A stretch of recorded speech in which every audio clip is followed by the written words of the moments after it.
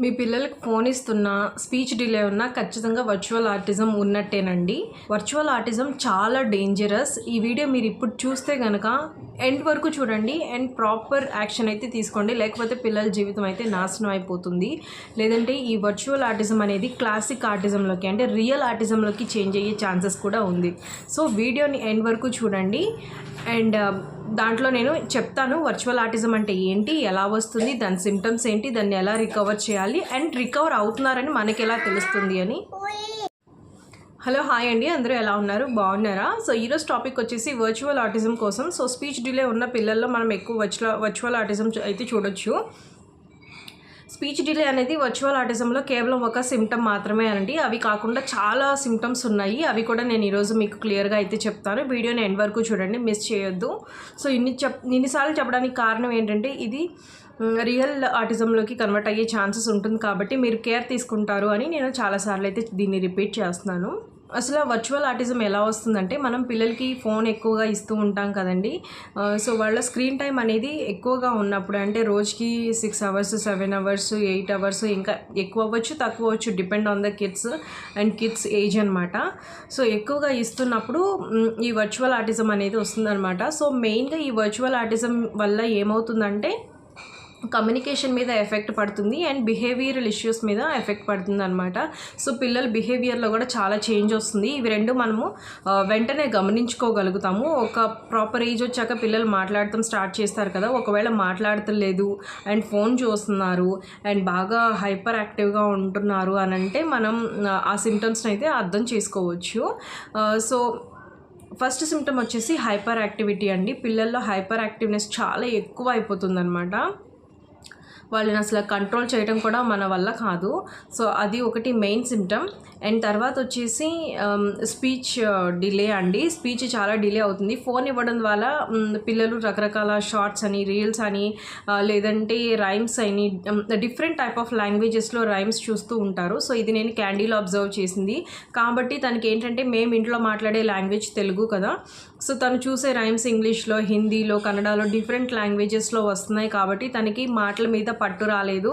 ఏ వర్డ్ని ఎందులో పలకాలి, ఎలా పలకాలి అనేది ఒక లాంగ్వేజ్ మిస్కమ్యూనికేషన్ వచ్చేసింది అనమాట. సో దానివల్ల దానికి స్పీచ్ డిలే అనేది ఏర్పడింది.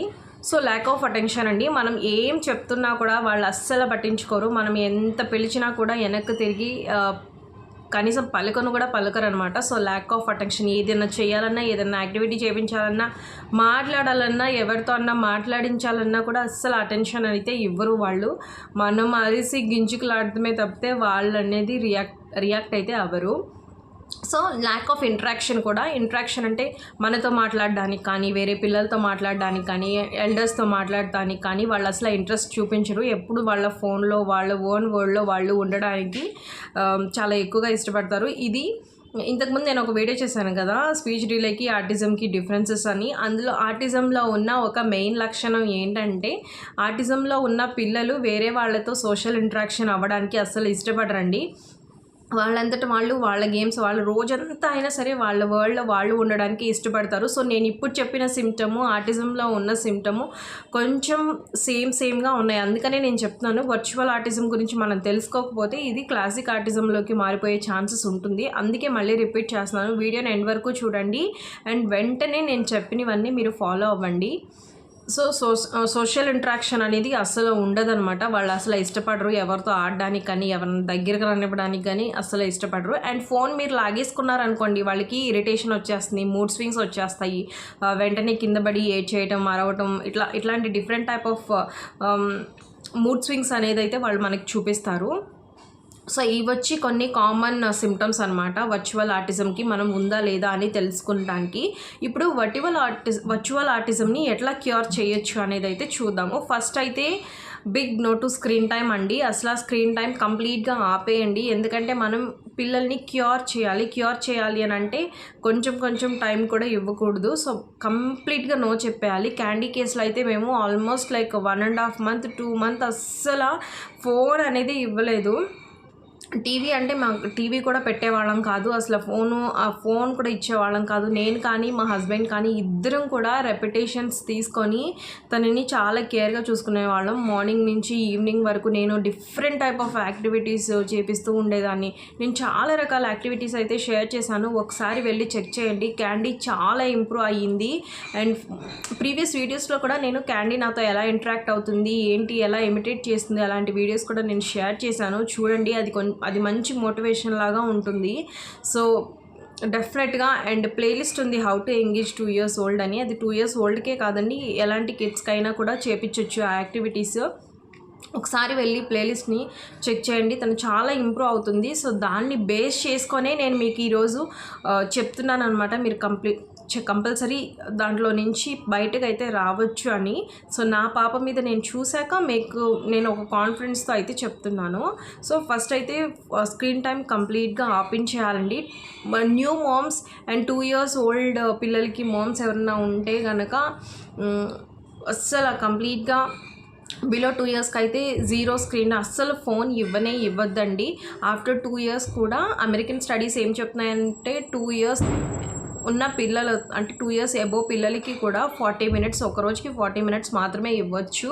అది కూడా ఒక వీక్లో 5 days మాత్రమే ఇవ్వచ్చు అని స్టడీస్ చెప్తున్నాయి. సో దీన్ని బట్టి అర్థం చేసుకోండి దాని సివియారిటీ ఎంతగా ఉంటుంది అని. అండ్ నెక్స్ట్ వచ్చేసి ఫోన్ అయితే ఇవ్వము, కానీ రోజంతా ఏం చేయించాలి అని అడగొచ్చు మీరు. సో దానికోసం నేను కొన్ని యాక్టివిటీస్ కానీ గేమ్స్ కానీ చెప్తాను. సో ఫస్ట్ వచ్చేసి సెన్సరీ యాక్టివిటీస్ చేయించాలండి. సెన్సరీ యాక్టివిటీస్ అంటే ఇట్లా చెట్లు ఏదైనా ముట్టుకున్నప్పుడు మనకి ఆ సెన్స్ ఫీల్ అవ్వాలన్నమాట. ఫర్ ఎగ్జాంపుల్ చెట్టు ఎక్కడం కానీ, లేదంటే జంపింగ్ చేయడం కానీ, లేకపోతే ఇసుకతో ఆడటం కానీ, లేకపోతే క్లేతో ఆడడం కానీ, ఇలాంటివన్నీ ఏంటంటే మనం ముట్టుకున్నప్పుడు ఆ సెన్స్ అనేది మన బ్రెయిన్కి తెలుస్తుంది అనమాట. సో బ్రెయిన్ యాక్టివ్ అవుతుంది. సో దానివల్ల ఎక్కువ సెన్సరీ యాక్టివిటీ గేమ్స్ అయితే చేయించాలి, ఫిజికల్ యాక్టివిటీస్ చేయించాలి. అండ్ బీచ్కి తీసుకెళ్ళండి, ఇసుకలో బాగా ఆడించండి. అండ్ వేరే పిల్లలతో ఆడుకోవటానికి ఎంకరేజ్ చేయండి. అండ్ పేరెంట్స్ అంటే పెద్దవాళ్ళు ఉంటారు కదా, వాళ్ళతో ఆడడానికి ఎక్కువ ఎంకరేజ్ చేయండి. కుదిరితే మీకు దగ్గరలో పిల్లలు ఉంటే పిల్లలందరినీ ఒక గ్రూప్గా చేసి ఆ గ్రూప్లో ఆడడానికి ఎక్కువ ఎంకరేజ్ చేయండి. సో ఆటోమేటిక్గా ఫోన్ ఆపేస్తే వాళ్ళకి ఏంటంటే కొంతసేపటికి ఇంకా బోర్ కొట్టేసి గొడవ చేసినా కూడా గొడవ చేస్తే వదిలేసి పక్కకు వచ్చేయండి. సో దట్ వాళ్ళకి అర్థమవుతుంది నేను ఎంత గొడవ చేసినా కూడా వీళ్ళు నా మాట వినరు అనేది ఒకటైతే వాళ్ళకి అర్థమైతే ఇంకా వాళ్ళు ఆ గొడవ చేయడం అనేది మానేస్తారు. ఒక రోజు 2 రోజులు, ఒక వారం కొంచెం డిఫికల్ట్గా ఉండొచ్చు, బట్ ఖచ్చితంగా మన లైన్లోకి వస్తారు వాళ్ళు. ఫస్ట్ రోజే మీరు ఇరిటేట్ అయిపోయి వెంటనే ఇచ్చేసారంటే మళ్ళీ చాలా కష్టమైపోతుంది. అది మాన్పించడం, మళ్ళీ థెరపీస్ అని ఇవన్నీ చేయాల్సి ఉంటుంది. సో అంత దూరం తీసుకెళ్లకుండా మనం ఇంట్లోనే క్యూర్ చేసుకోవచ్చు. సో స్టోరీస్ చెప్తూ ఉండండి. అండ్ అంటే బెడ్ టైమ్ స్టోరీస్ కానీ, లేకపోతే విడిగా స్టోరీస్ కానీ, చాలా స్టోరీ బుక్స్ అయితే ఉన్నాయి అవైలబుల్గా. సో అవి తీసుకొని స్టోరీస్ చెప్తూ ఉండండి చిన్నపిల్లలకి అయితే. అండ్ నేను ఫర్దర్గా నెక్స్ట్ వచ్చే ఒక వీడియో కానీ షార్ట్ కానీ ఎలాంటి స్టోరీ బుక్స్ అయితే పిక్ చేసుకోవాలి అనేది నేను చెప్తాను. సో అదైతే మీరు చూడండి. సో దాన్ని బట్టి మీకు ఒక ఐడియా అయితే వస్తుంది. సో పిల్లల్ని పార్క్కి తీసుకెళ్తూ ఉండండి. ఎక్కడ ఉన్నా సరే ఆ సరౌండింగ్స్ని వాళ్ళకి ఎక్స్ప్లెయిన్ చేయడానికి ఎక్కువ ఎంకరేజ్ చేస్తూ ఉండండి, చెప్తూ ఉండండి. సో దట్ వాళ్ళకి ఏంటంటే దానివల్ల వాళ్ళకి ఇంప్రూవ్మెంట్ చాలా ఎక్కువగా ఉంటుందన్నమాట. సో నేను కింద చిన్న క్లిప్స్ అయితే యాడ్ చేస్తూ ఉంటాను రెఫరెన్స్ కోసం. నేను ఇలా చేశాము, మేము ఈ స్టేజ్లో నుంచి వచ్చాము అనే దానికోసం. సో మీరు ఒకసారి అయితే చెక్ చేస్తూ ఉండండి,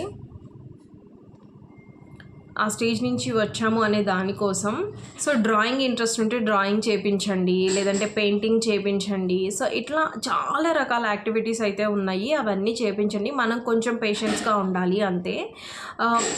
ఇప్పుడు సిమ్టమ్స్ తెలుసుకున్నాం కదా, ఎలా క్యూర్ చేయాలని కూడా తెలుసుకున్నాము. అండ్ నెక్స్ట్ వచ్చేసి అసలు వీళ్ళు క్యూర్ అవుతున్నారా లేదా, తగ్గిపోతుందా అంటే ఈ వర్చువల్ ఆటిజం అనేది పిల్లలు దాంట్లో నుంచి బయటకు వస్తున్నారా రావట్లేదని మనకి ఎలా తెలుస్తుందంటే వాళ్ళ కమ్యూనికేషన్ ఇంప్రూవ్మెంట్ అవుతుంది, ఐ కాంటాక్ట్ ఇంప్రూవ్మెంట్ అవుతుంది, కాన్సన్ట్రేషన్ ఇంప్రూవ్మెంట్ అవుతుంది. క్లియర్గా మనం అది చూడొచ్చు అనమాట.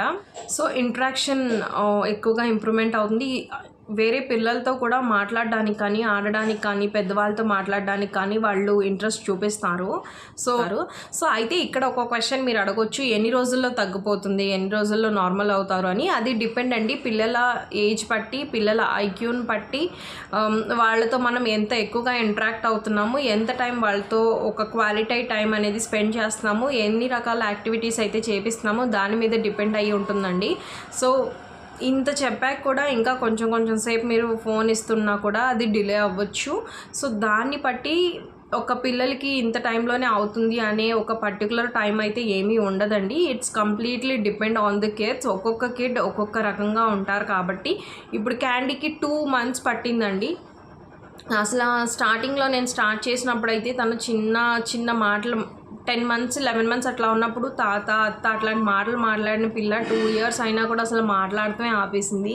అసలు మేము చెప్పేది కూడా వినిపించుకునేది కాదు, అస్సలు మాట్లాడేది కాదు. అలాంటిది ఇప్పుడు నేను కూర్చొని తనని అడుగుతూ ఉంటే తను మాటలు చెప్తా ఉంటుందన్నమాట. సో నేను చెప్పిన వర్డ్స్ అన్నీ రిపీట్ చేస్తూ ఉంటుంది, రెండు మాటలు కలిపి ఒక సెంటెన్స్ ఫామ్ చేయడానికి ట్రై చేస్తూ ఉంటుంది. ఇంకా చాలా వరకు తన వర్డ్స్ నేను అంటే రికార్డ్ చేయలేకపోతున్నాను, ఎందుకంటే అది సడన్గా చెప్పేస్తూ ఉంటుంది. సో వీలైనంత వరకు ఎంతవరకు నేను చూపించగలను అంతవరకు అయితే నేను చూపిస్తున్నాను. బట్ ఆఫ్ స్క్రీన్ కూడా తను చాలా మాటలు అయితే మాట్లాడుతుంది. చాలా మంచి ఇంప్రూవ్మెంట్ అయితే ఉంటుందండి. డెఫినెట్గా నేను చేశాను, నేను దీంట్లో నుంచి బయటకు వచ్చాను, మీరు కూడా బయటకు రావాలని చెప్తున్నాను. సో ఇదండి వర్చువల్ ఆటిజం గురించి ఒక క్లియర్ ఇన్ఫర్మేషన్. సో ఇది చూస్తే, ఈ వీడియో చూస్తే మీకు ఇప్పటికే అర్థమైపోయి ఉండాలి. సో అకార్డింగ్ మీరు దాని గురించి యాక్షన్ అయితే తీసుకోండి. అండ్ కింద కామెంట్ చేయండి, ఇంకా ఏదన్నా డిఫరెంట్ టైప్ ఆఫ్ క్వశ్చన్స్ మీకు ఉంటే కింద కామెంట్ చేయండి, డెఫినెట్గా నేను ఆన్సర్ చేస్తాను. అండ్ నా ఇన్స్టాగ్రామ్లో ఎక్కువ ఫాలో అవుతూ ఉండండి. ఇన్స్టాగ్రామ్లో అయితే నేను చాలా తొందరగా రెస్పాండ్ అవుతాను. సో ఇన్స్టాగ్రామ్ ఐడిని ఫాలో చేసి అందులో మెసేజ్ చేయండి, నేను డెఫినెట్గా మీకు ఆన్సర్ అయితే ఇస్తాను. సో ఈ వీడియోని అయితే లైక్ చేయండి, షేర్ చేయండి, సబ్స్క్రైబ్ చేసుకోండి నా ఛానల్ని. అండ్ ప్లేలిస్ట్ ఒకసారి చెక్ చేయండి, how to engage 2 years old అని. దాంట్లో మీకు అన్ని రకాలు నేను ఈ స్పీచ్ డిలేకి, ఆటిజంకి, దీనికి సంబంధించిన వీడియోస్ మొత్తం కూడా నేను ఆ ప్లేలిస్ట్లోనే వేశాను. సో మీరు అదొక్కటి చూస్తే మీకు క్లియర్ ఇన్ఫర్మేషన్ అయితే వస్తుంది. సో నెక్స్ట్ వీడియోలో కలుద్దాం. Until then bye.